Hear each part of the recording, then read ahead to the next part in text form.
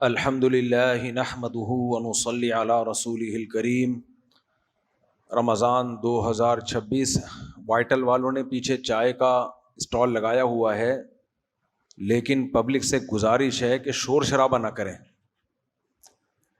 بہت شور کی آواز آ رہی ہے اور لوگ بیان میں ڈسٹرب ہو رہے ہیں۔ جس نے چائے پینی ہے چپکے سے لائن میں لگے، چائے لے کے آ کے یہیں بیٹھ کے پی لے، وہاں نہ بیٹھے، بیان رہ جائے گا ورنہ چائے کے چکر میں۔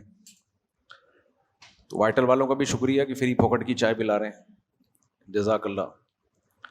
تو کوئی صاحب جا کے ذرا باہر ان کو خاموش کرا دیں، بولیں چائے لے کے تمیز سے اچھے بچوں کی طرح درس میں آ کے بیٹھ جائیں، یہیں بیٹھ کے پیتے بھی رہیں اور درس بھی سنتے رہیں۔ آج ہم نے 8واں پارہ پڑھا ہے، جس میں سورہ انعام کو ختم کیا اور سورہ اعراف شروع کی ہے۔ سورہ انعام میں توحید کا بہت زیادہ بیان کیا ہے۔ انعام عربی میں نعم چوپائے کو بولتے ہیں، جو 4 پاؤں والے جانور ہیں نا۔ مشرکین مکہ میں ایک بڑی مصیبت تھی، اپنی طرف سے انہوں نے کچھ جانوروں کو حرام کیا ہوا تھا، اور بتوں کے نام پہ بھی جانور چھوڑا کرتے تھے، یہ فلاں بت کے نام پہ، یہ فلاں بت کے نام پہ، ابھی سے کوئی ہاتھ نہیں لگا سکتا، کوئی کاٹ کے کھا نہیں سکتا۔ مقدس، یہ جو مقدس گائے کا تصور ہے نا، یہ بہت پرانا ہے۔ تو کہتے تھے یہ جانور ہم نے فلاں کے نام پہ چھوڑ دیا، اب یہ مقدس ہے، اب اس کو کوئی ہاتھ نہیں لگائے گا۔ اس صورت میں اللہ نے اس کا بہت بیان کیا، اس بات کو کہ حلال و حرام کرنا کس کا کام ہے؟ اللہ کا کام۔ جس چیز کو اللہ حلال کر دے کوئی حرام نہیں کر سکتا، جس کو حرام کر دے کوئی حلال نہیں کر سکتا۔ اس لیے فرمایا کہ اے ایمان والو، اللہ نے جو چیزیں حلال کی ہیں اس کو استعمال کرو، وَلَا تَتَّبِعُوا خُطُوَاتِ الشَّيْطَانِ، اور شیطان کے راستوں پہ مت چلو۔ تو جو اللہ کی طرف سے حلال ہے نا، اس میں اللہ نے صاف لفظوں میں اجازت دے دی ہو۔ اب عربوں نے تو، جو مشرکین تھے، انہوں نے تو کچھ جانور حرام کیے ہوئے تھے، تو صرف یہ جانور کے بارے میں نہیں ہے، کوئی بھی چیز۔ نبی صلی اللہ علیہ وسلم نے قسم کھا کے اپنے اوپر شہد کو حرام کر لیا، تو اللہ نے فرمایا لِمَ تُحَرِّمُ مَا أَحَلَّ اللَّهُ لَكَ، اے نبی جس چیز کو اللہ نے حلال کیا آپ کیسے اپنے اوپر اس کو حرام کر رہے ہیں؟ تو یہ جو ہمارے ہاں اسمبلی میں قانون بن رہا ہے نا، 18 سال سے کم عمر لڑکی کا نکاح وغیرہ اور لڑکے کا نکاح یہ اجازت نہیں ہے، یہ بھی انہی حکام میں سے ہے۔ یہ ایسا حکم ہے جس کو اللہ نے صاف لفظوں میں حلال کیا ہے۔ بہت شور کی آواز آ رہی ہے، ان کو چپ کرائیں، چائے کا شور سے کیا تعلق ہے؟ بچے میرا خیال ہے شور کر رہے ہیں پیچھے۔ تو کیا ہو گیا، اتنی دیر سے کیوں آ رہی ہیں چیزیں؟ دیکھو 2 قسمیں ہوتی ہیں حلال کی، کیونکہ آج یہ موضوع بہت زیادہ بیان ہوا ہے۔ ایک تو یہ ہوتا ہے کہ ہر چیز میں اصل اباحت ہے، اباحت کا مطلب جب تک کوئی پابندی نہیں لگے گی وہ جائز ہی رہے گی۔ یہ میں اس لیے کہہ رہا ہوں کہ کچھ لوگ اس قانون پہ یہ اعتراض کر رہے ہیں کہ بھئی 18 سال سے پہلے شادی حلال ہے نا، کوئی فرض تو نہیں ہے، تو ایک جائز کام پہ گورنمنٹ پابندی لگا سکتی ہے۔ بعض کام جائز ہوتے ہیں لیکن گورنمنٹ دیکھ رہی ہے اس کے سوسائٹی میں فسادات ہو رہے ہیں، تو جائز ہونے کے باوجود گورنمنٹ پابندی لگا سکتی ہے۔ اسمگلنگ بذات خود ایک جائز چیز ہے، لیکن جب ملک کی معیشت کا بٹا بیٹھ رہا ہو تو کیا ہے، پھر اس میں حکومت پابندی لگائے گی۔ آٹے کے ریٹ شریعت نے کوئی پابندی لگائی ہے اس میں، لیکن حکومت متعین کر دیتی ہے کہ اگر نہیں رکھو تو پھر تاجر لوگ ناجائز فائدہ اٹھاتے ہیں۔ تو ایسے ہی اگر گورنمنٹ نے پابندی لگا دی بھائی دوسری شادی نہیں کر سکتے یا 18 سال سے پہلے، کیونکہ اس کے سائیڈ ایفیکٹ بہت زیادہ ہیں، تو خوب سمجھ لو پھر اس آیت کا مطلب کیا ہوا کہ اللہ کے حلال کو حرام مت کرو۔ پھر مطلب کیا ہوا؟ یہ جو مثالیں دی جا رہی ہیں نا، بھائی ویڈیو نہیں بنائیں پلیز، یہ جو مثالیں دی جا رہی ہیں نا کہ آٹے کے ریٹ بھی تو حکومت متعین کر سکتی ہے، اسمگلنگ پہ پابندی لگا دی وغیرہ وغیرہ، دیکھو حلال کی 2 قسمیں ہیں۔ ایک حلال وہ ہوتا ہے جو شریعت کے کہنے سے حلال نہیں ہوتا، ویسے ہی حلال ہے۔ ہر چیز میں اصل حلال ہے جب تک کہ شریعت اس کو حرام قرار نہ دے دے۔ لال بتی پہ رکنا بھی جائز ہے، چلنا بھی جائز ہے، روڈ پہ جب آپ چلیں جب رکیں۔ تو ایسے قوانین میں حکومت مینجمنٹ کے لیے قانون سازی کر سکتی ہے تاکہ لوگ ایک اصول اور ضابطے میں آ جائیں، یہاں جائز ہے۔ لیکن جہاں اللہ اس کے رسول نے واضح لفظوں میں کہہ دیا کہ یہ حلال ہے، واضح لفظوں میں کہہ دیا ہماری طرف سے اس کی اجازت ہے، وہاں قانون سازی کر کے پابندی نہیں لگائی جا سکتی، کیونکہ پھر اس کا مطلب ہوگا کہ اللہ پرمیشن دے رہا ہے صاف لفظوں میں، تو اس کو کہتے ہیں شرعی مباح ہے یہ، یعنی شرعن حلال ہے یہ، شرعی طور پر اس کی اباحت نازل ہوئی ہے آسمان سے. جیسے شہد اللہ نے حلال قرار دیا، اب گورنمنٹ اگر قانون بنا دے شہد حرام ہے تو بھی حرام نہیں ہوگا. تو جو اللہ اس کے رسول نے جس کو واضح لفظوں میں حلال قرار دے دیا ہو تو اس پہ قانون سازی نہیں ہو سکتی، وہ پھر شریعت پر زیادتی ہے. تو 2 شادیوں کی اجازت عدل کی شرط کے ساتھ اللہ رسول نے دی ہے. 18 سال سے کم عمر کی صرف اجازت نہیں دی بلکہ ترغیب دی جا رہی ہے، بالغ ہوتے ہی نکاح کرو اگر جوڑ کا رشتہ مل جائے. یہاں پابندی لگانے کی کسی قانون کو اجازت نہیں ہے. قانون پابندی ہو بھی جائے تو اس قانون کی دھجیاں اڑا دی جائیں، پھر ثواب ملے گا قانون توڑنے کا. آپ کہہ سکتے ہیں ثواب کیوں ملے گا؟ ثواب اس لیے ملے گا کہ جب آپ قانون توڑیں گے تو اللہ کہے گا یہ مجھے حکومت سے زیادہ ویلیو دیتے ہیں. ٹھیک ہے نا، یہ کیا کرتے ہیں؟ یہ مجھے ویلیو زیادہ دیتے ہیں. اس کی مثال میں بار بار دیتا ہوں کہ باپ نے اپنے بیٹے سے کہا یہ رسگلہ کھا لے، میں تیرے لیے لے کر آیا ہوں. تو بیٹا کیا کہہ رہا ہے؟ بیٹے کا جو دوسرا دوست ہے نا جمشید، وہ کہہ رہا ہے مت کھا. اب بیٹے کا دل کر رہا ہے کھانے کا لیکن وہ جمشید کے کہنے کی وجہ سے نہیں کھا رہا. باپ پوچھ رہا ہے بیٹا میں نے تمہیں اجازت دی ہے، کیا تمہارا دل نہیں چاہ رہا؟ نہیں ابا دل تو بہت چاہ رہا ہے. تو بیٹا میں کہہ رہا ہوں نا کھاؤ، میں تمہارے لیے لے کر آیا ہوں. اب بیٹا کہہ نہیں جمشید نے منع کیا ہے. اب ابا کو غصہ آئے گا کہ نہیں آئے گا کہ میری بات کو تم ویلیو نہیں دے رہے ہو؟ یا تو تمہارا اپنا دل نہیں چاہ رہا ہوتا، جیسے 18 سال سے پہلے کسی کا دل ہی نہیں چاہ رہا یا کوئی اچھا رشتہ نہیں مل رہا، ان کی مجبوری ہے نہ کریں بھائی. لیکن رشتہ بھی مل رہا ہے، مجبوری بھی نہیں ہے، فائدہ بھی نظر آ رہا ہے، گورنمنٹ نے منع کیا ہے. تو یہاں گورنمنٹ اور جمشید بالکل سیم ہے. تو یہاں آپ بولو گے نا کسی دوست کے کہنے پر رسگلہ نہیں کھاؤ گے، پھر ابا کو غصہ آئے گا، ابا رکھ کے چماٹ لگائے گا، بولے گا پھر آئندہ سے اپنا باپ اسی کو بنا لے. تو میں نے اجازت نہ دی ہوتی پھر جمشید منع کرتا تو مان لیتا، لیکن میں تیرے لیے لے کر آیا ہوں، رکھا تیرے سامنے اور کہہ رہا ہوں کھا لے، اور تو کہہ رہا ہے جمشید منع کر رہا ہے. تو یہاں آپ جمشید کا دل دکھا کے ابا کا دل رکھیں گے تو ابا کو خوشی ہوگی. ابا کہیں گے اس کا مطلب تو جمشید کو ابا نہیں سمجھتا، تو ابا کسے سمجھتا ہے؟ مجھے سمجھتا ہے. تو اس لیے خوب یاد رکھو، آپ کا اپنا دل نہیں کر رہا دوسری شادی کا، یا 18 سال سے کم عمر میں نکاح کا، یا پیسے ہی نہیں ہے، وہ جو کہتے تھے نا وسائل ہی نہیں ہے، یا آپ نہیں سنبھال پاتے، وہ آپ کا ہیڈیک ہے. لیکن آپ کے پاس سب کچھ ہے، آپ وسائل ہیں، آپ کا دل بھی چاہ رہا ہے، رشتہ بھی مل گیا، لوگ کہہ رہے ہیں کہ یہ برا کام ہے مت کرو. اب اگر لوگوں کے کہنے سے آپ رک گئے، اس کا مطلب آپ کی نظر میں شریعت کی ویلیو لوگوں سے کم ہے اور لوگوں کی ویلیو زیادہ. تو یہاں لوگوں کی بات کو نہ ماننے میں ڈبل ثواب ملتا ہے. سمجھ میں آ رہی ہے بات؟ بہت ثواب ملتا. تبھی تو میں نے کی تھی، لوگ منع کر رہے تھے، نہیں منع کر رہے ہوتے پھر شاید میں نہیں کرتا. لوگ اتنا منع کرتے، میں نے کہا یار ٹینشن میں آ رہا ہوں تو ان کو کیا تکلیف ہے. خیر آگے چلتے ہیں ہم. تو یہ اللہ نے مضمون بیان کیا. اس کی آواز صحیح نہیں ہے بھائی.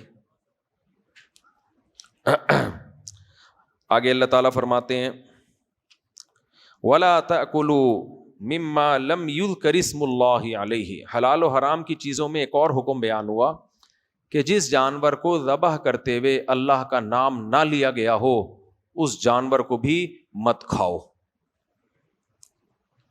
خود سے مر جائے وہ بھی مت کھاؤ، تم نے مارا ہو لیکن اللہ کا نام نہ لیا ہو تو بھی مت کھاؤ. ہاں حدیث میں یہ آتا ہے کہ اگر کوئی جانور ذبح کرتے ہوئے اللہ کا نام لینا بھول جائے تو وہ حلال ہے. وجہ اس کی ہے کہ بعض دفعہ جب ہم جانور لٹاتے ہیں تو وہ اتنی افراتفری کا عالم ہوتا ہے، نام لینا بھول جاتا ہے آدمی. تو اگر بھولے سے کسی سے بسم اللہ چھوٹ گئی تو جانور حلال ہے، جان کر چھوڑ دی تو حلال نہیں ہے.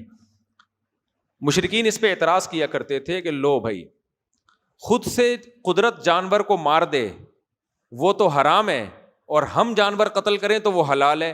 یہ کیسا دین ہے بھائی؟ یعنی ایک بکری خود بخود مر گئی تو محمد صلی اللہ علیہ وسلم کہہ رہے ہیں وہ حرام ہو گئی، حالانکہ وہ کس نے ماری ہے؟ بول لو نا، میں نے نہیں ماری. کس نے ماری ہے؟ اللہ نے ماری ہے. اور کہہ رہے ہیں جب ہم خود کاٹ کے مارے تو وہ حلال ہے. تو اس کا اللہ نے جواب کیا دیا؟ فرمایا کہ وَإِنَّ الشَّيَاطِينَ لَيُوحُونَ إِلَىٰ أَوْلِيَائِهِمْ. شیطان کا کام ہوتا ہے اپنے دوستوں کو وحی کرتا رہتا ہے. شیطان کا کام ہوتا ہے اپنے دوستوں کو وحی کرتا رہتا ہے لِيُجَادِلُوكُمْ، تاکہ وہ تم سے بحث مباحثہ کریں. یعنی اللہ نے اس اشکال کا جواب نہیں دیا. اس لیے جواب نہیں دیا کہ یہ چیز اتنی واضح ہے کہ یہ شیطانی وسوسے کے علاوہ یہ کچھ بھی نہیں ہے. بھائی جس کو تم مار رہے ہو اس کو بھی تو اللہ ہی مار رہا ہے, جو خود سے مر رہی ہے وہ بھی اللہ ہے.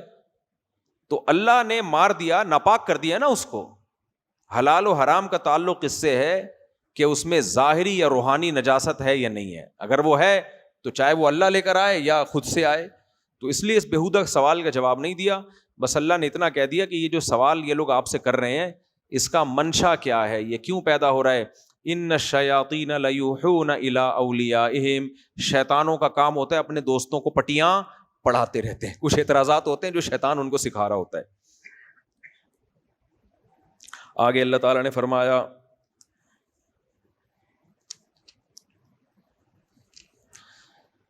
مشرکین میں ایک بڑی مصیبت تھی نا, وہ جو چوپایوں کو حرام کر لینا. تو اللہ نے 4 چوپایوں کا ان آیتوں میں خاص طور پہ تذکرہ کیا. پہلے تو اللہ نے اپنی نعمتیں بیان کی. ہاں, مشرکین میں ایک بیماری یہ بھی تھی, بھوک کے خوف سے اپنے بچوں کو قتل کر دیا کرتے تھے کہ ہم غریب ہیں اور حمل ٹھہر گیا. اب حمل گرانے کی دوائیں ایجاد نہیں ہوئی تھیں, نہ الٹرا ساؤنڈ سے پتہ چل جاتا تھا کہ پریگننسی ہے یا نہیں.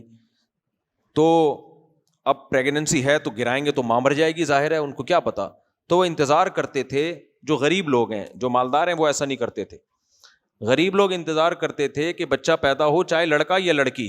بعض لوگ تو صرف لڑکیوں کو مارتے تھے کہ لڑکی کو وہ سمجھتے تھے ہمارے لیے ایک عیب ہے یہ, اور بعض لڑکے کو بھی مار دیتے تھے. کیوں کہ بھائی ہمارے لیے خود کھانے کے لیے روٹی نہیں ہے, اس کو ہم کہاں سے کھلائیں گے. اس کا بھی قرآن نے کہا کہ وَكَذَلِكَ زَيَّنَ لِكَثِيرٍ مِّنَ الْمُشْرِكِينَ قَتْلَ أَوْلَادِهِمْ شُرَكَاؤُهُمْ. دیکھو یہ بت پرستی ہے نا, اس بت پرستی نے ان کو کہاں تک لے کر آئی ہے, یہ کہ اپنی اولاد کو قتل بھی کرتے ہیں, اتنا بڑا جرم بھی, اور اس پر لیبل بڑا اچھا لگاتے ہیں. لیبل کیا لگاتے ہیں کہ ہم ان کو تکلیف سے بچا رہے ہیں. ایک دفعہ کی تکلیف ہے, مار کے ختم کر دو, بھوکے رہیں گے ہماری طرح, کبھی کھانے کو ملے گا کبھی نہیں ملے گا, در در کے دھکے کھائیں گے, اس سے بہتر ہے جان سے مار دو. کتنا بڑا ظلم بھی ہو رہا ہے, اور لیبل کیا لگایا جا رہا ہے کہ ہم تو ایکچولی ان کو مصیبت سے بچانا چاہتے ہیں. یہ مشرک اور جو لوگ بھی اللہ اور رسول کے قوانین کو نہیں مانتے نا, وہ اس طرح کے ظلم کرتے ہیں اچھے اچھے لیبل لگا کے. بول فلم ایک آئی تھی, اس کا ایک ڈائلاگ بڑا مشہور ہوا تھا. بیٹی اپنے باپ سے کہتی ہے جب کھلا نہیں سکتے تو پیدا کیوں کرتے ہو. وہ ڈائلاگ مجھے بھی لوگوں نے بھیجا تھا. اس میں کہتے ہیں دکھایا کہ ایک مولوی صاحب بیچارہ بڑا غریب, بچے دے دنادن پیدا ہو رہے ہیں اس کے. اب گھر میں روٹی نہیں ہے, ایک ایک روٹی آدھی آدھی ہو رہی ہے. یہ نا یہ جو عیش پرست لوگ ہوتے ہیں نا, ہوس کے پجاری, ان کی نظر میں دولت ہی سب کچھ ہے. اسلام ہمیں بتاتا ہے کہ کسی کو پیسہ ملے گا کسی کو نہیں ملے گا, فاقے بھی اللہ کی نعمت, پیسہ بھی اللہ کی نعمت. تو دونوں میں تم نے کیا کرنا ہے, صبر. یہ کوئی ناکامی نہیں ہے. دیکھو جب دنیا ہی کو سب کچھ مان لیا تو جس کے پیٹ میں روٹی نہیں ہے وہ تو ناکام ہے نا. لیکن یہ بنیادی غلط ہے. اسلام کہتا ہے دنیا سب کچھ ہے ہی نہیں, کوئی بات نہیں, فاقوں میں صبر کرو. اور نبی نے جو حکم دیا نا نسل بڑھانے کا, وہ ان لوگوں کو حکم دیا جو غربت میں بچوں کو قتل کر دیا کرتے تھے. سمجھ میں آ رہی ہے بات کہ نہیں آ رہی؟ ان کو حکم دیا نسل بڑھاؤ. تو یہ جو فلسفہ ہی سارا یہاں سے جڑ سے ختم ہو جاتا ہے. تو اس فلم میں یہ ڈائلاگ دکھایا گیا تھا. اچھا, اس بول فلم کی ایکٹریس کا پھر میرے پاس فون بھی آیا چند مہینے پہلے, اور اس نے کہا میں نے آپ کا بیان سنا ہے اور میں نے توبہ کی ہے دل سے. وہ جو میں نے ڈائلاگ کہا تھا نا مووی میں نے توبہ کی ہے اس میں. اس نے, اللہ کا شکر ہے میرا بیان اس تک پہنچا, اس نے توبہ کی اور مجھے فون کر کے بتایا بھی اس نے, جو اس فلم میں ایکٹریسز تھی. تو وہ لڑکی اپنے باپ, یہی ایکٹریسز تھی, یہ اپنے باپ سے کیا کہہ رہی ہے جب روٹی ووٹی کم پڑ گئی نا, تو کیا کہہ رہی ہے, جب کھلا نہیں سکتے تو پیدا کیوں کرتے ہو. میں لوگوں میں کافی چلا پھرا کرتا تھا, تو میں نے دیکھا دکانوں پہ جو اس فلم کے تذکرے ہو رہے ہیں, تو لوگ کہہ رہے ہیں یار بات تو صحیح کی ہے, جب کھلا نہیں سکتے تو بھائی پیدا کیوں کیا ہے. اس سے پتہ چلتا ہے کہ ہماری فلمیں ڈرامے لوگوں کی کھوپڑی خراب کرنے میں کتنا بڑا کردار ادا کرتی ہیں. حالانکہ اس کے کتنے خطرناک سائیڈ ایفیکٹ ہیں اس ڈائلاگ کے. جب بھی دیکھو دنیا میں ہر جگہ مالداری ہے کیا, کہیں غربت ہوتی ہے, ہمیشہ سے چلا آ رہا ہے. کسی کو اللہ نے دولت دی, کسی کو نیچے ہاتھ والا بنایا, ہمیشہ سے چلا آ رہا ہے یہ. تو یہ نہیں ہو سکتا کہ غربت پوری دنیا سے ہمیشہ کے لیے ختم ہو جائے. کوئی مالدار ملک ہوں گے, کوئی غریب ملک ہوں گے. جو مالدار ملک ہیں وہ بھی تو ان غریبوں کی وجہ سے مالدار ہیں, اور ان مالداروں کی وجہ سے یہ غریب ہیں. یہ تو رہے گا دنیا میں اصول. لیکن اس فلم دیکھنے کے بعد جو غریب بچے ہیں وہ اپنے ماں باپ پر کتنا بڑا الزام لگا سکتے ہیں, حالانکہ ان کو زندگی کس کی وجہ سے ملی؟ والدین کی وجہ سے.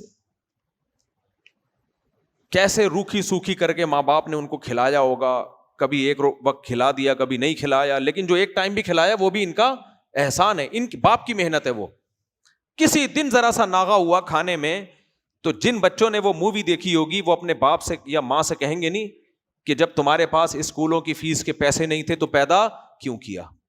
یہ صرف روٹی تک بات نہیں رکتی ہے, صرف روٹی تھوڑی انسان کی ضرورت ہے. روٹی کے بعد پھر انڈے بھی ہیں, پروٹین بھی ہیں, پھر بیلنس ڈائٹ بھی ہے, پھر اس کے بعد اسکولوں کی فیسز بھی ہیں, پھر ٹیوشن کی فیسز بھی ہیں, پھر اسکولوں کی بھی کوئی انتہا نہیں ہے. سٹی اسکول, بیکن ہاؤس بھی ہیں, اور غریبوں والے اسکول بھی ہیں. پھر میٹرک کے بعد یونیورسٹی بھی ہے, پھر یونیورسٹی میں ایک سے ایک یونیورسٹی ہے, پھر یہاں کی یونیورسٹیاں بھی ہیں, پھر جرمنی کی یونیورسٹیاں بھی ہیں. کہیں نہ کہیں تو باپ آ کے ہاتھ روکے گا نا. تو ایسے موقع پہ بیٹا کیا کہے گا, جب پڑھا نہیں سکتے تھے تو پیدا کیوں کیا. ہوس کی کوئی انتہا نہیں ہے, کوئی انتہا نہیں ہے. ہر بچہ ماں باپ کا باغی بنے گا, اور بنے ہیں.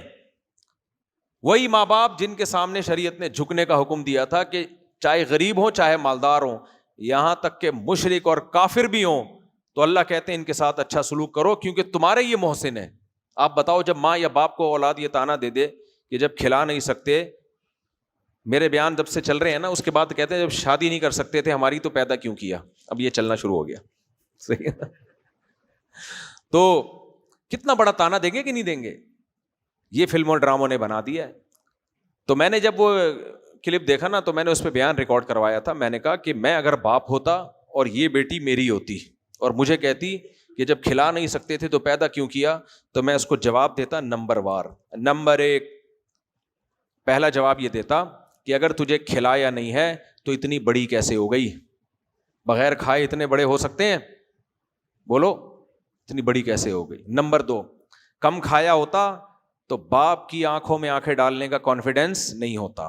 اتنے کانفیڈنس کے ساتھ باپ کی آنکھوں میں آنکھیں ڈال کے کہہ رہی ہے, اس کا مطلب اضافی کھایا ہے. یہ تھوڑے کھانے والے میں اتنا کانفیڈنس, اتنی طاقت نہیں آتی. تیسرا جواب میں یہ دیتا کہ مجھ سے غلطی ہوئی, میں نے آپ کو پیدا کر لیا, لیکن یہ غلطی ایسی نہیں ہے کہ جو ریورسیبل نہ ہو. یہ ریورس بھی ہو سکتی ہے. یہ پسٹل, یہ گولی یہاں رکھو, ٹھا, ختم, ریورس ہو جاؤ, واپس جہاں سے آئے تھے وہیں واپس. بھائی تمہیں یہ احساس ہونا غلط پیدا ہو گئے. آپ کہہ سکتے ہو موت کی تکلیف ہوتی ہے, سنا ہے یہاں مارو, تو میں کبھی مار کے نہیں دیکھا, کوئی ٹرائی نہیں کر لینا, ٹھاک کرو, ختم. نہیں تو ایسے ڈاکٹر امریکہ میں میرے جاننے والے ہیں جو کہتے ہیں کہ ایسے طریقے سے بھی موت کے طریقے ایجاد ہو گئے جس سے مرو پتہ ہی نہ چلے. بھائی وہ اگر وہ جو نہیں مری میں جو بچے بےچارے گاڑی کے اندر انتقال کر گئے تھے, وہ گاڑی میں کون سی گیس تھی بھر گئی تھی؟ ہیلیم گیس نہیں تھی, کوئی اور تھی, کاربن مونو آکسائڈ. یہ گیس ایسی ہے, میں نے بہت ڈاکٹروں سے اس کے بارے میں پوچھا ہے, وہ کہتے ہیں کہ یہ ایسی گیس ہے کہ جو آدمی کو سلا دیتی ہے, اس کے بعد پتہ ہی نہیں چلتا کب پتلی گلی سے وہ نکل گیا. تو اگر بھائی یہ والے سے تکلیف ہو رہی ہے تو کاربن مونو آکسائڈ ہے چیمبر ویمبر میں, جاؤ سو جاؤ, اچانک وہاں پہنچ جاؤ. یعنی یہ غلطی ایسی ہے. یہ کیا بات ہے کہ آپ ریورس بھی نہیں ہو رہے, زندہ بھی رہنا چاہ رہے ہو, اور جن کی وجہ سے زندگی ملی ان کو تم یہ تانا دے رہے ہو کہ تم نے ہمیں پیدا کیوں کیا. یہ ظلم زیادتی ہے یا نہیں ہے؟ کتنا بڑا ظلم, کتنی بڑی زیادتی. اور جتنا کھلایا وہ بھی انہوں نے ہی کھلایا ہے, اپنے خرچے پہ نہیں کھایا تم نے, اپنے خرچے پہ نہیں کھایا, وہ ابھی اب تک انہوں نے ہی کھلایا تمہیں.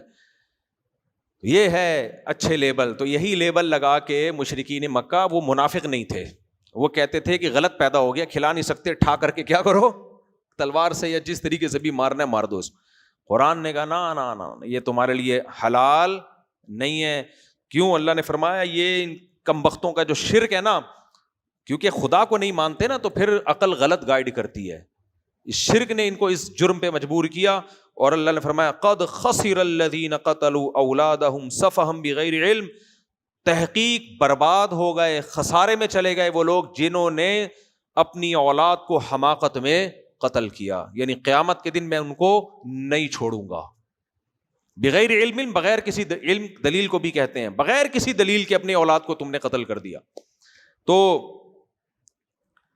آگے اللہ پھر اپنی نعمتیں بیان کر رہا ہے. وَهُوَ الَّذِي أَنشَأَ جَنَّاتٍ مَّعْرُوشَاتٍ وَغَيْرَ مَعْرُوشَاتٍ وَالنَّخْلَ وَالزَّرْعَ، پھیلے ہوئے باغات، اٹھے ہوئے باغات، اور والنخل، دیکھو ہم نے تمہارے لیے کھجور کے درخت پیدا کیے، اور والنخل والزیتون، زیتون کے درخت، کتنا بہترین تیل نکلتا ہے زیتون سے.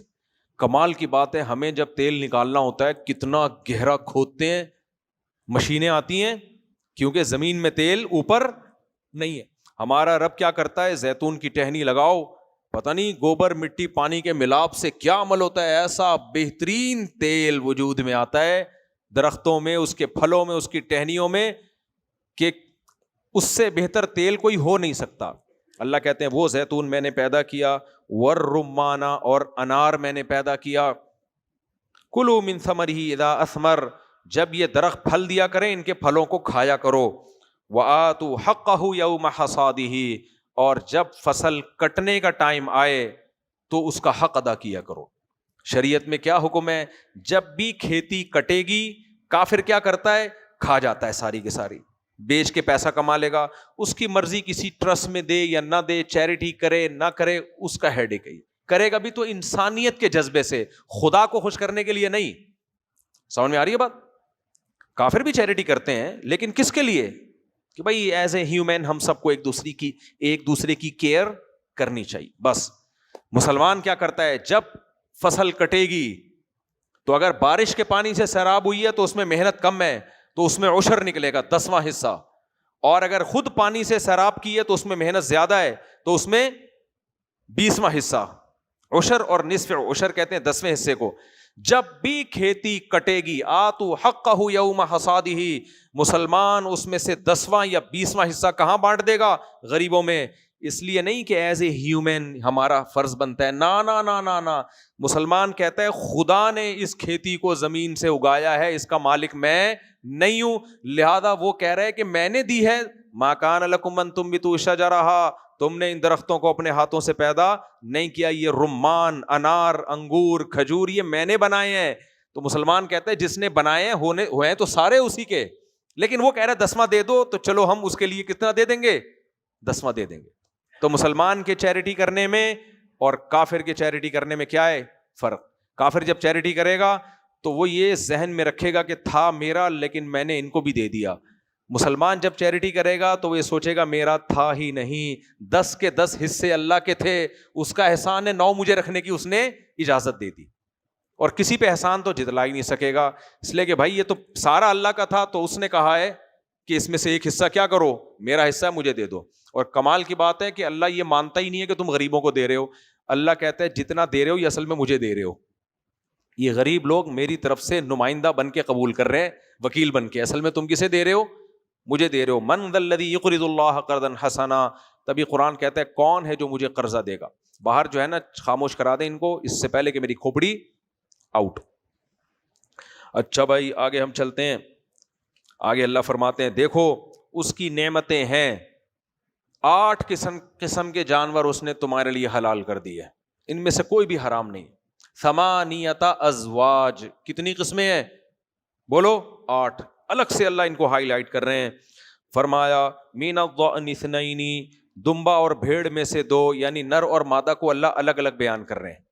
دمبے اور بھیڑ میں سے کتنے، 2. چکی والا دمبا بھی آ گیا اس میں، بغیر چکی والا بھی آ گیا، یہ بھی حلال. ومن المعز اثنین، بکرا بکری، یعنی بکریوں میں نر بھی اور مادہ بھی، یہ بھی کیا کر دیے بولو نا، حلال کر دیے اللہ نے.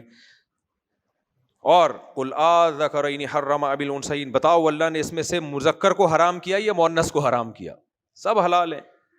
آگے اللہ فرماتے ہیں وَمِنَ الْإِبِلِ اثْنَيْنِ وَمِنَ الْبَقَرِ اثْنَيْنِ، اونٹ میں سے نر اونٹ بھی حلال، مادہ اونٹ بھی حلال، اور گائے میں نر گائے بھی حلال اور مادہ بھی، جس کو بیل کہا جاتا ہے. یہ سب ہمارے لیے اللہ نے کیا کر دیے، حلال کر دیے. اس لیے کھا لیا کرو اپنے خرچے پہ. ڈاکٹروں نے ہمیں چکن پہ لگا دیا، اور انڈیا کے ڈاکٹروں نے تو سبزیوں پہ لگا دیا, سبزیاں کھاؤ, سبزیاں کھاؤ بھائی, اللہ نے سبزیوں کا بھی ذکر کیا, انار انگور کا, وہ بھی کھا لیا کرو, لیکن یہ سب چیزیں اپنے خرچے پہ ہونی چاہیے. تو آگے اللہ تعالیٰ فرماتے ہیں قُلْ لَا أَجِدُ فِي مَا أُوحِيَ إِلَيَّ مُحَرَّمًا عَلَىٰ طَاعِمٍ يَطْعَمُهُ, اے نبی آپ ان سے کہہ دیجئے کہ جو وحی مجھ پہ کی گئی ہے نا, اس میں تو میں بس ان چیزوں کو حرام پاتا ہوں جو یہ آگے آ رہی ہیں. یہاں سے غامدی صاحب نے استدلال کیا کہ بس اسلام میں یہی چیزیں حرام ہیں. میں بتاؤں گا وہ استدلال کیسے غلط ہے. وہ کہتے ہیں الا ان یکون میتتن, مردار ہونی چاہیے, او دمم مسفوحن, بہتا ہوا خون, یہ بھی حرام, او لحم خنزیر, خنزیر کا گوشت حرام, او فسقا اہل لغیر اللہ بھی, یا وہ جانور جس پہ اللہ کا نام نہ لیا گیا ہو, غیر اللہ کا نام لیا گیا ہو. تو کہتے ہیں دیکھو قرآن کیا کہہ رہے ہیں, بس یہی چیزیں حرام ہیں, حالانکہ اس کے علاوہ بھی بہت ساری چیزیں حرام ہیں. کتا کیا ہے, اس آیت میں ہے کتے کا تذکرہ. کتا چاہے 100 دفعہ بسم اللہ اللہ اکبر پڑھ کے ذبح کر لو, حرام ہی رہے گا. کیا خیال ہے, بلی پہ جتنی مرد حج کر کے طواف کر کے نا بلی کو ذبح کرو, پھر بھی کیا رہے گی, حرام. اصل میں اس آیت کا شان نزول ہے, مشرکین کتے بلی کو تو حرام سمجھتے ہی تھے پہلے سے. وہ کہتے تھے کہ اس کے علاوہ بھی کچھ چیزیں حرام ہیں. تو اللہ کہتے ہیں جن چیزوں کو تم نے حرام کیا ہوا ہے نا, جن چیزوں کو, ان میں یہ والی تو حرام ہے, باقی نہیں ہے. اس کا مطلب یہ نہیں کہ باقی ساری دنیا کی ساری چیزیں حلال ہو گئی ہیں, یہ مطلب نہیں ہے اس آیت کا. کسی نے بھی اس کا یہ مطلب بیان نہیں کیا جو غامدی صاحب بیان کرتے ہیں. تو آگے اللہ تعالیٰ فرماتے ہیں قُلْ تَعَالَوْا أَتْلُ مَا حَرَّمَ رَبُّكُمْ عَلَيْكُمْ. دیکھو انسان میں نا, یہ بہت اہم آیت ہے, ادھر توجہ رکھیں. انسان میں نا گاڈ کو, خدا کو راضی رکھنے کا جذبہ ہمیشہ سے رہا. یہ انسان کی فطرت ہے, یہ انسان کی نیچر ہے. لیکن اس کو راضی کیسے کیا جائے گا, اس کے طریقے مذہبی رہنما ہر دور میں اپنی طرف سے لوگوں کو بیوقوف بناتے رہے, لوگوں کو کھیلتے رہے ان کے جذبات سے. ہر مذہب میں ہے. مسیحیوں میں کیا ہے, آپ جو جتنے مرضی گناہ کریں, پادری کے سامنے آ کے آپ اعتراف کریں, جرمانہ ہوگا, پینلٹی دیں, پتلی گلی سے نکلیں. ہوتا ہے کہ نہیں ہوتا؟ اسی طرح جو بت پرست ہیں ان کے الگ کام ہیں. یہ ہم نے مثال کے طور پر گائے کو مقدس بنا لیا انہوں نے, کہ جو بھگوان ہے خدا خوش ہوگا گائے کی پرستش کرنے سے, گائے کا گوشت نہیں کھانا, یہ نہیں کرنا, وہ نہیں کرنا, وغیرہ وغیرہ. تو اسی طرح مشرکین مکہ نے بھی کیا ہوا تھا کہ یہ ہم چھوڑ دیں گے تو اس بت کے نام پہ تو کون خوش ہوگا, اللہ خوش ہوگا. اس جانور کے پیٹ میں اگر نر ہے تو وہ حرام ہے, نر پیدا ہوا تو وہ حلال ہے, مادہ پیدا ہوا تو پیدا ہوئی تو وہ, اس طرح کی فضول چیزیں گڑی ہوئی تھیں. اللہ نے ان سب پہ نا ان آیتوں میں تلوار چڑھا دی کہ رب کو اس سے کوئی غرض نہیں ہے جو چیزیں تم نے وضع کی ہوئی ہیں. ہمارے معاشرے میں اس کی مثال ملے گی, ہماری سوسائٹی میں, کہ فلانے کا انتقال ہو گیا تو قرآن خوانی جو نہیں کرے وہ ڈائریکٹ جہنم میں جائے گا. یہی ہے نا, کیا خیال ہے؟ حلیم میں دیگ نہیں پکا رہا, اس کا تو امام حسین سے محبت ہی نہیں ہے. حلیم میں سبیل, محرم میں سبیل نہیں لگا رہا, اس کا مطلب اس کو امام حسین سے ذرا بھی لگاؤ نہیں ہے.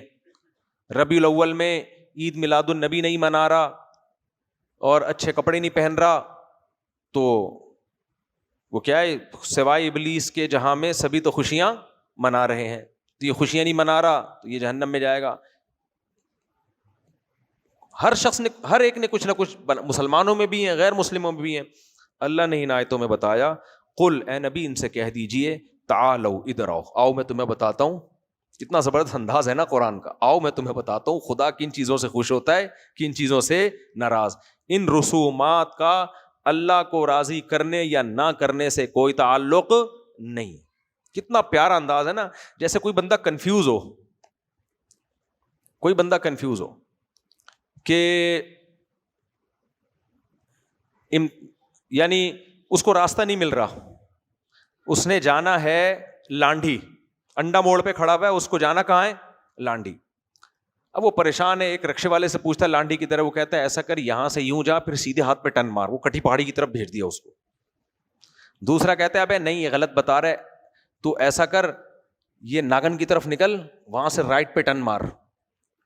تیسرا کہتا ہے ابے ادھر آ, یا ایسا نہیں یہاں سے یوں ٹن مار. آپ دیکھ رہے ہو اور آپ بڑے آدمی ہو, جس آپ کی ویلیو اس کی نظر میں ہے, آپ نے دیکھا یہ بیچارہ بوکھلا جائے گا, تو آپ کیا کرتے ہو, ادھر آ یار, ادھر آ, چھوڑ دے ان لوگوں کو, چھوڑ دے. ایسے ایڈریس بتا رہے ہوتے ہیں, ہم نے خود دیکھا, ابے چھوڑ یار. ہم بھی کئی بعض دفعہ ایڈریس پوچھ رہے ہوتے تھے نا, تو کہتے ادھر جا پھر یوں جا پھر یوں مڑ, مصیبت پر دیتے تھے. تو کوئی سمجھدار آدمی کہتا ہے یار مولوی صاحب ادھر آؤ یار, یار کیوں مولوی صاحب کو بیوقوف بنا رہا ہے بیچاروں کو, بیچارے کدھر جائیں گے, ان کو لاہور میں نئے نئے آئے ہیں, ملتان میں پہلی دفعہ آئے ہیں, تو ان کو کیا پتا ادھر جاؤ ادھر جاؤ. ادھر آؤ یار, آؤ یار ادھر, ادھر بیٹھو, آؤ میں تمہیں بتاتا ہوں یار, سیدھا سیدھا یہاں سے W11 پکڑو, آخری اسٹاپ وہی ہے جہاں تم نے اترنا ہے. کیا خیال ہے, سمجھ میں آئی بات؟ تو ایسے موقع پہ جب کوئی بوکھلا گیا ہو تو ایسے موقع پہ اس کو سمجھانے کا طریقہ کیا ہوتا ہے, ادھر آ یار, اب ادھر آ. تو یہاں بھی اللہ نے نبی سے فرمایا کہ آپ ان سے کہہ دیجئے, کوئی کہہ رہا ہے گائے کا پیشاب مقدس ہے, اس کی ہم پوجا پاٹ کریں گے تو اللہ خوش ہوگا. کوئی کہتا ہے اپنے ہاتھ سے مورتیاں بناؤ, ان میں خدا کی بھگوان کی روح آئی ہوئی ہے, اس کے سامنے جھکو گے تو خوش کون ہوگا, اوپر جو بھگوان ہے وہ خوش ہوگا. کوئی کہتا ہے کہ بھائی گوشت کھانا چھوڑ دو کیونکہ اس میں جانوروں کو کاٹا جاتا ہے, ظلم ہوتا ہے, صرف آلو پیاز ٹماٹر کھایا کرو, اس سے بھگوان یا خدا خوش ہوگا. کوئی کہتا ہے کہ بھائی گناہ کر کے پادری کے پاس آیا کرو, معافی مانگ لو اور پیسے دے دو, غلے میں ڈال دو, اس سے خدا کیا ہوگا, بولو, خوش ہوگا. کوئی کہتا ہے شادی بالکل نہ کرو, ایسے بھی لوگ ہیں, ننگ دھڑنگ زندگی گزارو, بیوی بچوں کے بغیر جنگل میں جا کے اللہ اللہ کرو. عیسائیت میں یہ رہبانیت بھی آئی ہے, رہبانیت, سب کچھ چھوڑ دو, جنگل میں جا کے کس کی عبادت کرو, خدا کی. ایسے بھی بہت سے لوگ ہیں یا نہیں ہیں؟ اور بدھسٹ میں تو بہت بڑی تعداد میں نے خود دیکھی ہے. بدھسٹ ایک مذہب ہے, وہ لوگ یہی کرتے ہیں, سر پہ بال بھی نہیں رکھتے, زینت چھوڑ دیتے ہیں, زینت نہیں اختیار کرتے, کپڑے سلے ہوئے نہیں پہننے, بالکل کہتے ہیں ہم خدا کے لیے وقف ہو گئے ہیں. مسلمان جو حج میں کرتے ہیں نا تھوڑے دن کے لیے, وہ پوری زندگی کے لیے کر دیتے, کہتے ہیں اس سے خدا کیا ہوگا, خوش. تو انسان کیا ہو رہا ہے, بوکھلا رہا ہے نا یار, خدا کو کیسے خوش کروں. اللہ نے کہا تعالو, ان سے کہو ادھر آؤ, ادھر آؤ, میں تمہیں بتاتا ہوں, ادھر آؤ, ادھر آؤ. ان سب تکلفات کی کوئی ضرورت نہیں ہے. آؤ ہم تمہیں بتاتے ہیں, اتلو ما حرم ربکم علیکم اللہ تشرکوا بہ شیئا, تمہارا رب کن چیزوں سے ناراض ہوتا ہے. سب سے پہلی بات, جس نے بنایا ہے اس کے ساتھ کسی کو شریک مت کرو. کیا مطلب, اسی کے سامنے سر جھکے گا, اسی کے سامنے رکوع, اسی کی تعریف, اسی کو حاجت روا, اسی کو مشکل کشا. باقی سب انسان مخلوق فقیر ہونے میں برابر ہے. سب کس کے فقیر ہیں, اللہ کے. انتم الفقراء الی اللہ, سب کے سب اللہ کے محتاج, کسی کے پاس اختیارات نہیں ہیں. سارے اختیارات اکیلے کس کے پاس ہیں, اللہ کے پاس ہیں. شرک مت کرو. نمبر 2, وبالوالدین احسانا, اللہ کے بعد سب سے پہلے سوال ہوگا تم سے تمہارے والدین کے بارے میں, کیونکہ اللہ کی محبت بھی بغیر مطلب کے ہوتی ہے, اور والدین کی اولاد سے محبت بھی بغیر مطلب کے. باقی ہر محبت مطلبی. جمشید سے آپ کو دوستی ہے, لنگڑا ہو جائے, بوجھ بننا شروع ہو جائے, ابے ہٹا یار. کوئی مصیبت آ جائے, ابے ہٹا بھائی اس کو. حتیٰ کہ میاں بیوی بھی نفرت کرنا شروع کر دیتے ہیں ایک وقت کے بعد. لیکن ماں باپ میں, اولاد میں جو جتنا کمزور ہے, ماں باپ سب سے زیادہ محبت اسی سے کریں گے. نابینا ہوگا محبت کریں گے, پاؤں سے معذور ہوگا اور محبت کریں گے, جو جتنا غریب ہوگا اس پہ اور زیادہ ترس آئے گا. اور نہیں آ رہا تو آنا چاہیے, اگر نہیں آ رہا, بعض دفعہ نہیں آ رہا ہوتا آج کل کے ماں باپ کو, خیر. تو اس لیے اللہ نے فرمایا تمہارا سلوک تمہارے والدین کے ساتھ کیسا ہے. اگر اچھا نہیں ہے, ان کو خوش نہیں رکھا ہوا, تو خدا تم سے کبھی بھی خوش نہیں ہو سکتا. آگے فرمایا وَلَا تَقْتُلُوا أَوْلَادَكُم مِّنْ إِمْلَاقٍ, غربت کے خوف سے اپنی اولادوں کو قتل مت کرو. مشرکین یہ کام کر رہے تھے نا, ان کو ایک طرف پتہ نہیں کیا کیا تکلفات کر رہے ہو, یہ جانور چھوڑ دیا بت کے نام پہ, بھائی اس سے اللہ خوش نہیں ہوگا. کم بختو, تم جو ظلم کر رہے ہو, بچہ پیدا ہو کے قتل کر دیتے ہو, یہ کام مت کرو, اس سے خدا خوش نہیں ہو سکتا. علامہ ابن کثیر نے لکھا ہے کہ اگر غربت کے خوف سے حمل کو ضائع کر دیا جائے نا, تو بھی اسی وعید میں داخل ہے. سمجھ میں آ رہی ہے بات؟ اور علماء کا اس پر اتفاق ہے کہ اگر بچوں کو اس خوف سے روکا جائے کہ میں کھلاؤں گا کہاں سے, وہ بھی اسی وعید میں داخل ہے. کیونکہ قرآن کہہ رہا ہے نحن نرزقکم وإیاہم, ہم تمہیں بھی روزی دیں گے اور ان کو بھی روزی دیں گے. تو حمل روکنا اگر اس بیس پہ ہے کہ بچے سنبھالنا مشکل ہو رہے ہیں, جائز ہے, روک سکتے ہیں آپ. اس بیس پہ ہے کہ ماں کی صحت برداشت, یعنی صحت بہت کمزور ہو چکی ہے, تھوڑا وقفہ کر لو, جائز ہے. بعض لوگوں کو بچے پسند ہی نہیں ہوتے, نہ پیدا کرو. نعمت ہے، نہ لو نعمت، کوئی زبردستی کی نعمت نہیں ہے کہ اللہ تمہارے متھے لازمی تھوپ رہا ہے اس کو. میاں بیوی کی شادی ہو گئی، آپ میڈیکل کالج میں پڑھ رہے تھے، سیٹنگ ہوئی، لڑکی سے سیٹنگ ہوئی، میں تبھی کہتا ہوں 2 سال ابھی باقی تھے، 2 سال نکاح کو ڈیلے مت کرو، نکاح کر لو بھائی. اب خطرہ یہ ہے کہ اگر لڑکی کے بچہ پیدا ہو گیا تو آپ کی جو وائف ہے وہ تو ابھی یونیورسٹی میں پڑھ رہی، وہ پڑھ نہیں پائے گی، کوئی بات نہیں، بچہ 2 سال کے لیے کر لو نا، ڈیلے کر لو. نکاح میں تاخیر مت کرو، زنا کرنے سے کروڑا گنا بہتر ہے کیا کر لو، نکاح کرو. ایسی صورت میں بچے کو ڈیلے کیا جا سکتا ہے. بھائی پڑھائی ہے ایکچولی، ابھی میں نے تم سے، ہوتا یہی ہے نا کہ جہاں آپ کو کوئی آنکڑا ہو گیا یونیورسٹی میں، اب ماں باپ شادی نہیں کر رہے ہوتے کہ نا ایکچولی ابھی ہماری بچی نے پڑھنا ہے، پھر وہ بیڑا غرق کر دیتے ہیں پڑھائی کے چکر میں اس کا. وہ پڑھ لکھ کے بڑی خاتون تو بن جاتی ہے، بیوی بنانے کے لیے پھر کوئی تیار نہیں ہو رہا تھا اس کو. تو ایسے میں کیا ہے بھائی، کوئی بات نہیں، شادی کر لو. تو وہ کہتے ہیں بھائی شادی کر کے پڑھائی کیسے ہوگی؟ ابے شادی کر کے کیا ہو رہا ہے، یہ یہاں سے آیا کرتی تھی پڑھنے کے لیے باپ کے گھر سے، اب شوہر کے گھر سے جائے گی، کیا خیال ہے؟ آئیں گے دونوں گاڑی میں بیٹھ کے پڑھیں گے، کتنا اچھا لگے گا دیکھنے میں. اور یونیورسٹی میں لوگ پوچھیں گے آپ دونوں کون ہیں؟ یہ میری وائف، جو کل تک وہاں بیٹھتی تھی اس سیٹ پہ، وہیں سے آنکڑا ہوا اور اس آنکڑے کو ہم نے کیا کر دیا. شریعت نے کہا ہے آنکڑا ہو تو کیا کرنا ہے، نکاح کر لو. لن تر المتحابین مثل النکاح، صحیح حدیث ہے، 2 محبت کرنے والوں میں نکاح سے بہتر کچھ بھی نہیں. ادھر بھی آنکڑا ادھر بھی آنکڑا، کوئی بات نہیں، سیٹنگ فوراً اس سیٹنگ کو کس میں تبدیل کر لیا، نکاح میں تبدیل کر لیا. بھائی چلو اب شادی ہو گئی ہے، اب ماں باپ بولیں گے ایکچولی وہ پڑھائی ہوئی نکاح شادی کوئی بچوں کا کھیل نہیں ہے. بھائی شادی بہت آرام سے ہو جاتی، کوئی ٹینشن کی بات نہیں ہے. گواہ لاؤ، میں نکاح رجسٹر کر کے دے دوں گا تمہیں، ٹھیک ہے، فیس بھی نہیں لوں گا. وہ سو کہتے فیس دینی، میں نہیں لیتا. جو کہتا ہے نا مجھے فیس نہیں دینی، میں کہتا ہے بھاڑ میں جا، تو شادی کر لے، فیس کے چکر میں فیس کتنی ہے، 8,000 7,000 ایسے فیس نہ لے تو ہم اپنے جیب سے نادرہ کی فیس دیں گے اور تیری شادی کرا دیں گے بغیر استغفر، یعنی غیرت مند آدمی کی. اچھا لیکن میرے بھائی کر لو. ہاں اولاد کے بعد مسئلہ ہو سکتا ہے لڑکی کی پڑھائی میں، بھئی بچہ ہو گیا، پریگننسی میں بھی کوئی مسئلہ نہیں ہوتا، لیکن بچہ ہونے کے بعد فیڈ کرانا ہے، بچے کو تھوڑی لے کے جائے گی وہ. تو جو مالدار ہیں ان کے لیے تو کوئی مسئلہ نہیں ہے، آیا رکھیں گھر میں، اور جو غریب ہیں تو کوئی بات نہیں، ڈیلے کر دیں اولاد. تو ایسی صورت میں اولاد حمل روکنا، اس میں کوئی حرج نہیں ہے. صحابہ کرام بھی جب سفر میں ہوتے تھے ان کو یہ خطرہ ہوتا تھا بھی پریگننسی ہوئی تو سفر میں حمل کی تکلیفیں بیوی کے لیے اٹھانا مشکل ہوگا، تو وہ حمل روک لیا کرتے تھے وقتی طور پہ. تو یہ جائز ہے. لیکن آج کل جو روکا جا رہا ہے نا، زیادہ تر 2 وجہ سے روکا جا رہا ہے. ایک تو زیادہ بچوں پہ شرم آتی ہے، اس بیس پہ بھی علماء نے لکھا ہے حرام ہے، کیونکہ جس چیز کو قرآن نے نعمت کے طور پہ بیان کیا اس پہ فخر کرنے کے بجائے شرمندہ ہونا، تو یہ کس پہ اعتراض ہے؟ اللہ پہ. آج کسی کو بتایا نا میرے 10 بچے ہیں، لوگ کہتے ہیں اوئے کیا کر رہا ہے، پھر وہ شرمندہ ہوتا ہے کاش میرے نہ ہوتے. اور دوسرا اس کا دوست جمشید کہتا ہے میرے اتنے نہیں ہوں گے کیونکہ لوگ مذاق اڑائیں گے. تبھی تو میں کھل کے 19 بچوں کی رپورٹیں پیش کرتا ہوں، کیونکہ سیکولر لبرل طبقے میں اس سے میرا مذاق اڑتا ہے اور مجھے اس بات پہ اپنا مذاق اڑوانے میں مزہ آتا ہے. کیا آتا ہے؟ مزہ. کمبختو تمہیں خدا نے اولاد سے محروم کیا. خدا کی قسم دنیا میں بچوں سے بڑی نعمت کوئی ہے. اب جب بھی گھر میں جاتا ہوں نا، چھوٹے بچے، ایک عجیب سی کھلکھلاہٹ ہوتی ہے یار، بندروں کی طرح لگے ہوئے ہوتے ہیں، ادھر گھسا ہوا ہے. میں قرآن لے کے بیٹھتا ہوں نا گھر میں، بچے بھی آ جاتے ہیں، یوں ہی ہلنا شروع کر دیتے ہیں. کتنا اچھا لگتا ہے. مصلے پہ کھڑے ہو وہ بھی آ کے کھڑے ہو جائیں گے، آپ یہ والی انگلی اٹھا رہے وہ یہ والی انگلی اٹھائیں گے. بچوں سے بڑی خوبصورت انٹرٹینمنٹ دنیا میں ہے ہی نہیں. میں نے ابھی کچھ دن پہلے اپنے جو بچے میرے بڑے ہو گئے، مجھ سے پوچھے بغیر بڑے ہوئے، اگر بتا کے ہوتے میں ہونے ہی نہیں دیتا ان کو بڑا. ان کی بچپن کی ویڈیو دیکھ رہا تھا، اتنی پیارے پیارے لگ رہے تھے. میں نے کہا کمبختو تم بڑے ہوئے کیوں، کیسے پیارے پیارے ہوتے ہیں بچپن میں.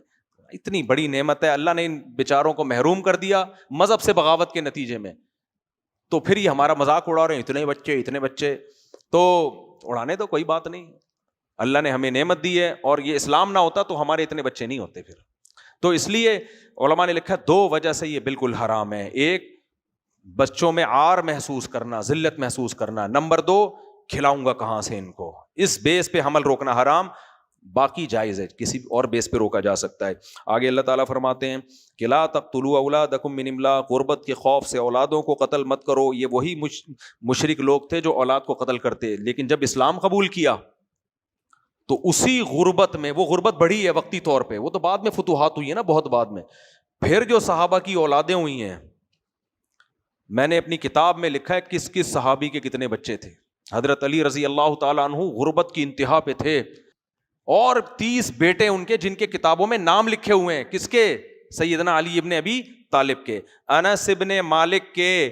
وہ کہتے ہیں 100 بیٹے تو انہوں نے زندگی میں اپنے چلتے پھرتے دیکھے ہیں، اور کہتے ہیں 120 بچوں کو میں اپنی زندگی میں دفن کر چکا ہوں. اس لیے نہیں کہ بچپن میں مر گئے تھے، اس لیے کہ انس ابن مالک کی عمر بہت زیادہ تھی، کیونکہ نبی نے ان کو 4 دعائیں دی تھیں انس ابن مالک کو.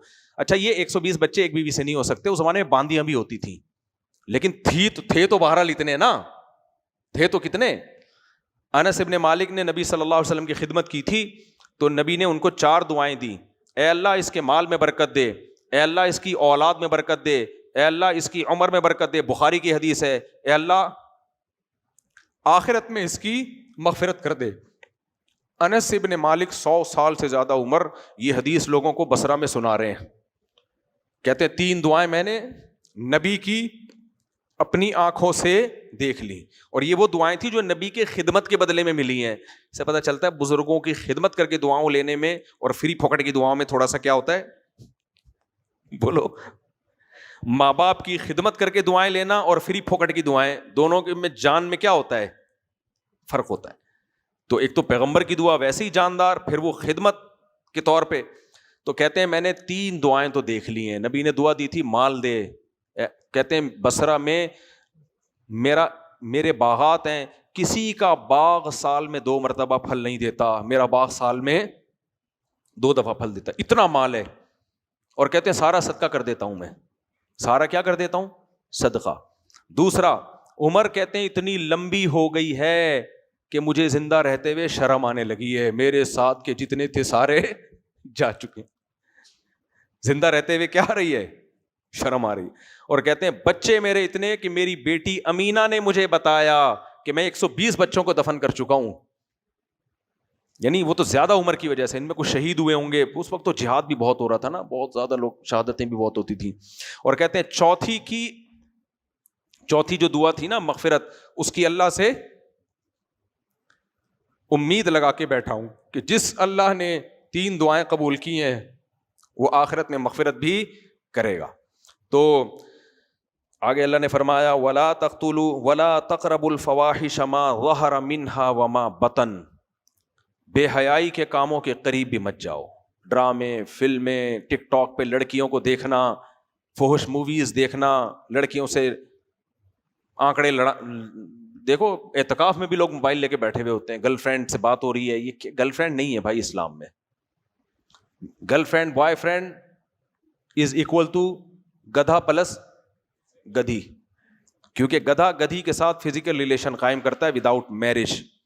انسان عورت کی طرف جاتے ہیں بیوی بنا کے، اس کے علاوہ کوئی بھی راستہ حلال نہیں ہے. تو اللہ کہتے ہیں بے حیائی چاہے چھپی ہوئی ہو چاہے ظاہر ہو، اس کے قریب بھی مت جاؤ، اللہ کو پسند نہیں ہے. آگے اللہ نے فرمایا وَلَا تَقْتُلُوا النَّفْسَ الَّتِي حَرَّمَ اللَّهُ. کسی انسانی جان کو قتل مت کرو. وَلَا تَقْرَبُوا مَالَ الْيَتِيمِ. یتیم کے مال کے قریب مت جاؤ. یتیم اصل میں ایک سائن ہے کمزور، کیونکہ کمزور ہی کا مال کھایا جاتا ہے. کسی بھی کمزور کے مال کو آپ کو کھانے کی اجازت نہیں ہے. آگے فرمایا وَأَوْفُوا الْكَيْلَ وَالْمِيزَانَ بِالْقِسْطِ. لوگوں کے ساتھ جب معاملات کرو، خرید و فروخت کے معاہدے کرو، تو ناپ تول میں کمی مت کرو. ناپ تول میں کمی کا مطلب کیا ہے؟ اپنا حق لینے کی باری آتی ہے تو پورا لیتے ہو، دینے کی باری میں ڈنڈی مارتے ہو، یہ مت کرو. یہ صرف آلو پیاز ٹماٹر پہ اطلاق نہیں ہوتا. آپ کہیں جاب کر رہے ہیں، تنخواہ پوری لے رہے ہیں، جاب میں ڈیوٹی پوری نہیں کر رہے، اس پہ بھی ہے. اسکول کا ٹیچر ہے، بچوں کو ذمہ داری سے پڑھاتا نہیں ہے، اور جو اسکول سے فیس ہے وہ پوری لے رہا ہے، یہ آیت اس پہ بھی بولو نا فٹ بیٹھتی ہے. ہر طرح سے عورت شوہر کے حقوق ادا نہیں کر رہی ہے، نان نفقہ اس سے پورا لے رہی ہے. مرد بیوی سے ساری سہولتیں اٹھا رہا ہے، اس کے بیسک حقوق ادا نہیں کر رہا. تو کوئی بھی وہ شخص جو دوسرے سے حق پورا لے رہا ہو اور اس کو جب دینے کی باری آئے تو اس میں ڈنڈی مارے، ان آیتوں میں اللہ نے اس کام کو حرام قرار دیا. اور آگے اللہ نے فرمایا وَإِذَا قُلْتُمْ فَعْدِلُوا. جب بات کرو عدل کی، فیصلہ کرو عدل. وَلَوْ كَانَ ذَا قُرْبَىٰ. تمہارے رشتہ داروں کے خلاف ہی کیوں نہ جا رہا ہو.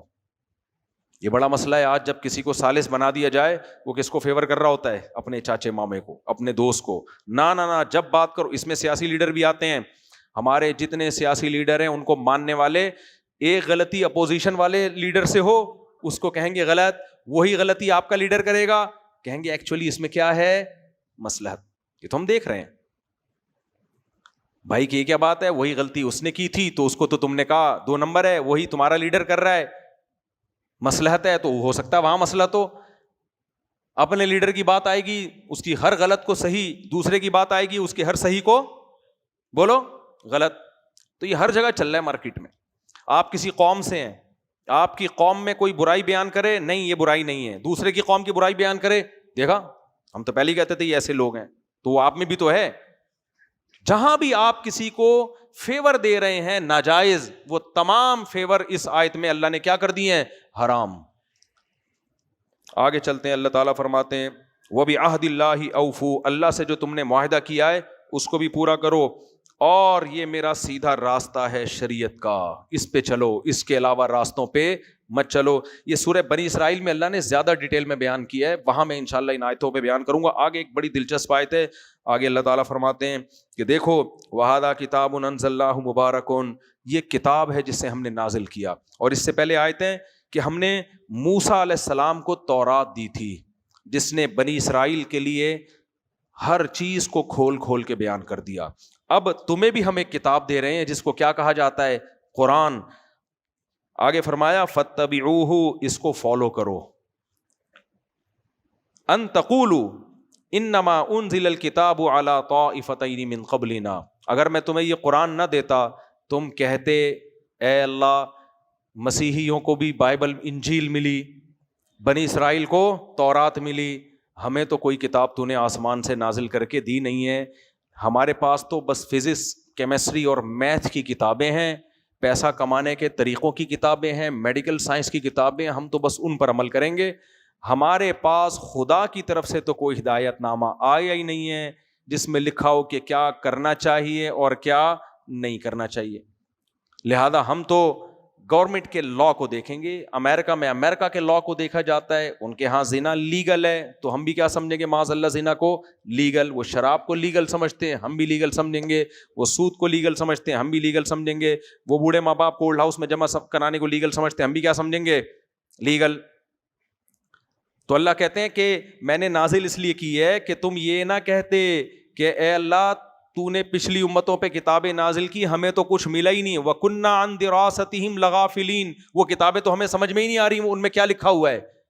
اس لیے اللہ تعالیٰ فرماتے ہیں کہ فَقَدْ جَاءَكُمْ بَيِّنَةٌ، ہاں او تقولوا لو ان انزل علینا الکتاب، تم یہ بھی کہتے اگر میں قرآن نازل نہ کرتا نا، تم کہتے دیکھو یار مسیحیوں کو انجیل ملی، یہودیوں کو تورات ملی، اور وہ لوگ عمل نہیں کر کے دیے، ہمیں اللہ اگر آسمان سے کوئی کتاب دیتا نا، ہمیں تو ان مولویوں نے اتنے فرقوں میں جکڑ دیا، کوئی کہتا ہے نیلی پگڑی، کوئی ہری پگڑی، کوئی ٹانگیں چوڑی، کوئی ٹانگیں پتلی، کوئی زور سے ہم، خدا اگر آسمان سے کوئی کتاب خود نازل کر دیتا آنکھ بند کر کے ہم اس کو فالو کرتے۔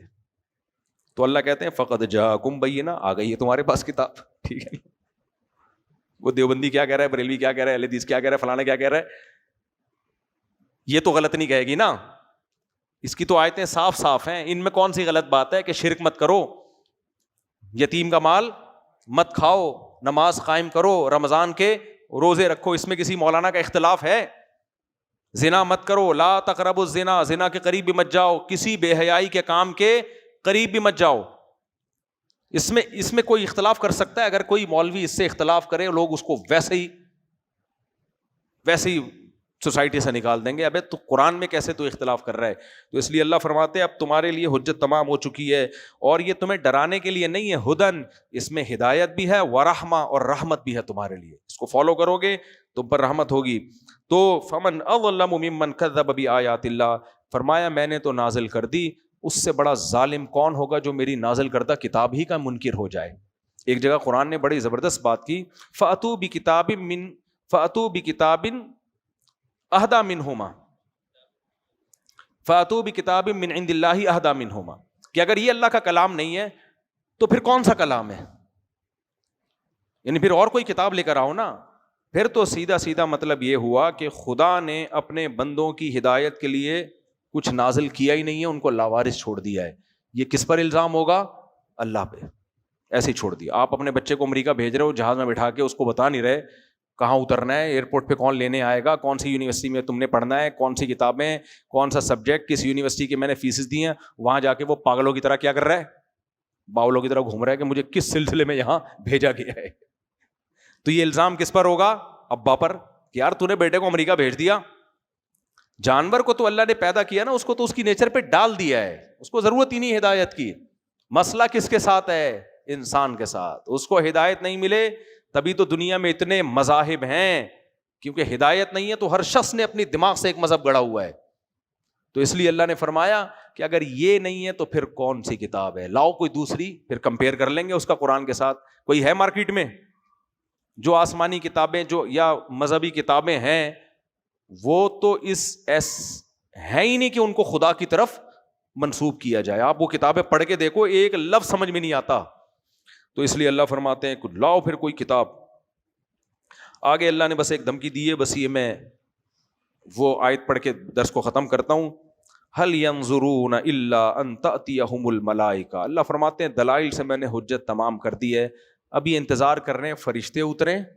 او یأتی ربک، اللہ خود آسمان سے آئے، یا کوئی بہت بڑا ان کو معجزہ دکھا دوں میں، جیسے سورج کا مغرب سے نکلنا. اب یہی رہ گیا ہے. صحیح ہے نا؟ اسلام کے اللہ تعالیٰ بھی دیکھو کس کس طریقے سے سمجھاتے ہیں. اس سے زیادہ سمجھانے کا کوئی طریقہ ہو سکتا ہے؟ اللہ کہتے ہیں اب یہی رہ گیا ہے، یا تو فرشتے اتریں یا اللہ خود آئے یا کوئی بڑی نشانی آ جائے. اور وہ بڑی نشانی کیا ہے؟ حدیث میں آتا ہے قرب قیامت میں سورج کہاں سے نکلے گا ایک دن کے لیے؟ مغرب سے.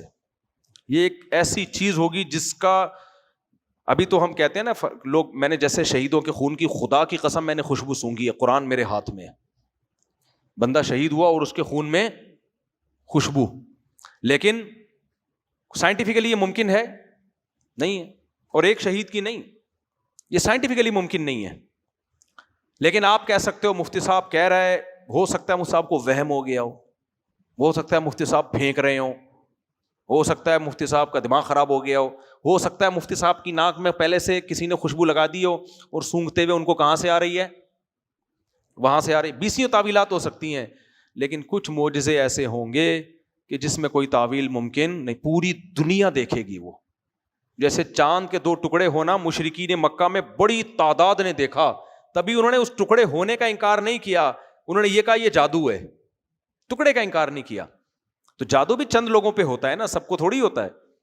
تو حدیث میں آتا ہے قرب قیامت میں لوگ ایک رات کو سوئیں گے اور اتنی لمبی رات ہو جائے گی کہ جانور بیزار ہو جائیں گے اپنے گھونسلوں سے، پرندے نکل آئیں گے، اور جیسے نہیں افراتفری کے وقت ایک مصیبت کھڑی ہو جاتی ہے، 3 دن 3 رات کے برابر رات لمبی ہوگی، ان تقریباً 72 گھنٹے. اور اس کے بعد سورج کہاں سے نکلے گا؟ مغرب سے. اب چونکہ یہ نشانیاں حدیث میں بیان ہوئی ہیں، تو یہ نشانی دیکھنے کے یعنی زمین الٹی گھومے گی، اور سورج آنے کے بعد نا جب جو زوال کے وقت نہیں جہاں تک پہنچتا، اس ہائٹ پہ جانے کے بعد دوبارہ کہاں غروب ہو جائے گا؟ مغرب میں، اور پھر معمول کے مطابق دوبارہ چلنا شروع ہو جائے گا. تو حدیث میں آتا ہے کہ جب لوگ یہ نشانی دیکھ لیں گے، قرآن میں بھی اللہ نے فرمایا یوم یاتی بعض آیات ربک، تیرے رب کی بعض آیات جس دن ظاہر ہو جائیں گی، لا ينفع نفسا ایمانها، تو پھر اس وقت کسی کا ایمان لانا اس کو فائدہ نہیں پہنچائے گا. اس وقت پھر کسی کا ایمان لانا، کوئی کافر مسلمان ہو جائے گا اور اللہ اس کے اسلام کو قبول نہیں کرے گا. لم تکن آمنت من قبل، جو اب تک ایمان نہیں لایا تھا، او کسبت فی ایمانها خیرا. اسی طرح کسی مسلمان نے یہ نشانی دیکھ کے گناہوں سے توبہ کر لی تو توبہ قبول نہیں ہوگی اس کی. ایمان تو قبول ہے کیونکہ وہ پہلے سے ہے، تو اس وقت جو نیک اعمال کرنے والے تھے وہ آگے نیک اعمال کریں گے تو ان کو تو ثواب ملتا رہے گا. لیکن جنہوں نے یہ نشانی دیکھ کے کافر مسلمان ہو گیا، اس کا اسلام قبول نہیں، اور جس مسلمان گناہگار نے توبہ کر لی اس کا اسلام تو قبول ہے کیونکہ وہ تو پہلے سے تھا، لیکن گناہوں سے اس کی توبہ قبول نہیں. اب وہ گناہ کی زندگی چھوڑ بھی دے گا نا تو اس گناہگار ہی لکھا جائے گا وہ. تو اللہ کہتے ہیں یہی نشانی رہ گئی ہے. تو یہ حدیث سے ثابت ہے. بڑی بڑی نشانیاں جو ہے نا عیسیٰ ابن مریم آئیں گے, سب نشانیوں کے بعد توبہ کا دروازہ کھلا ہوگا. دجال کے آنے کے بعد, حضرت مہدی کے آنے کے بعد, حضرت عیسیٰ ابن مریم کے نازل ہونے کے بعد. لیکن یہ والی جو نشانی آئے گی تو اس کے بعد توبہ کا دروازہ بند ہو جائے گا. آگے اللہ نے بس نبی کو حکم دیا ہے کہ آپ ان سے کہہ دیجئے ان صلاتی و نسکی و محیایا و مماتی للہ رب العالمین, کہ میرا جینا, میرا مرنا, میری نماز اور میری عبادت یہ سب کس کے لیے ہے؟ اللہ کے لیے. تو مسلمان جو کچھ بھی کرتا ہے کس کو خوش کرنے کے لیے؟ اس کی زندگی میں صرف ایک اللہ ہے. اللہ تعالی ہم سب کو سمجھنے کی, عمل کی توفیق عطا فرمائے. وما علینا الا البلاغ. کیا رہے بھائی سوال ہے بھائی؟ مفتی صاحب میرے ایک دوست نے مسئلہ پوچھا کہ ہم کوریا میں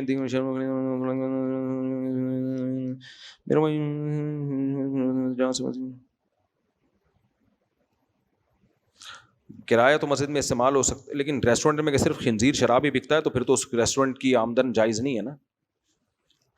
اگر ریسٹورنٹ کی بلڈنگ ہے, بلڈنگ کرائے پہ دی ہوئی ہے, تو اس بلڈنگ کا کرایہ جائز ہے, وہ ہر جگہ استعمال ہو سکتا ہے, کیونکہ اس بلڈنگ میں کچھ بھی ہو سکتا ہے. تو اس ریسٹورنٹ میں اگر کوئی غلط کر رہا ہے تو وہ اس کا ہیڈ ایک ہوگا. اچھا ایک چھوٹی سی بات کرنی تھی. الحمدللہ ہمارے علاقے میں ابھی جو کام ہو رہا ہے نا, گٹر لائنیں ڈل رہی ہیں بڑے عرصے کے بعد. تو یہ حافظ کیا نام ہے ان کا, جو عاطف صاحب ہیں جماعت اسلامی کے, عاطف نعیم صاحب, حافظ نعیم نہیں ہے, عاطف صاحب ہیں, عاطف صاحب ہیں. ہم گئے بھی تھے ان کے پاس, ریکویسٹ کی تھی کہ علاقے میں کام شروع کرایا جائے, تو الحمدللہ پورے علاقے میں انہوں نے کام شروع کر دیا. تو ان کا شکریہ تو بنتا ہے میرا خیال ہے. تو میں چاہ رہا تھا ان کا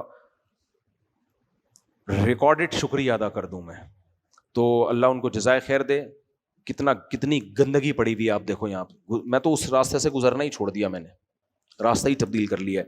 تو انشاءاللہ یہ گندگی ختم ہو جائے گی. تو جو بھی علاقے کے منتظمین میں کوئی بھی اچھا کام کرے تو اس کو اپریشیٹ کرنا چاہیے میرا خیال ہے. تو یہ عاطف صاحب جو جماعت اسلامی کے, اللہ ان کو جزائے خیر دے پورے علاقے کی طرف سے, کہ انہوں نے ایک ذمہ داری کا ثبوت دیا. اب کھدائیاں ہو رہی ہیں, لائنیں ڈل رہی ہیں. انہوں نے کل وعدہ کیا, کل 2:30 بجے آئے ہوئے تھے, میں بھی گیا تھوڑا سا, میں نے کہا اپریشیٹ کرتا ہوں جا کے. انہوں نے کہا کہ ہم گلی میں پیور بھی لگائیں گے. کیا دن ہوگا جب ہماری گلیوں میں کیا لگے ہوں گے, پیور. میں تو سوچ کے پریشان ہو رہا ہوں, کیسا ہوگا. ایسا تو نہیں میں یوں ماروں آنکھ کھل جائے. خیر اللہ کرے لگ جائے پیور. جس دن پیور لگیں گے تو ایک اور شکریہ, ہم تو شکریہ ادا کر سکتے ہیں, دعائیں کر سکتے ہیں. اللہ تعالیٰ ان کے زندگی میں برکت دے اور کام کی مزید توفیق دے. جزاکم اللہ احسن الجزا.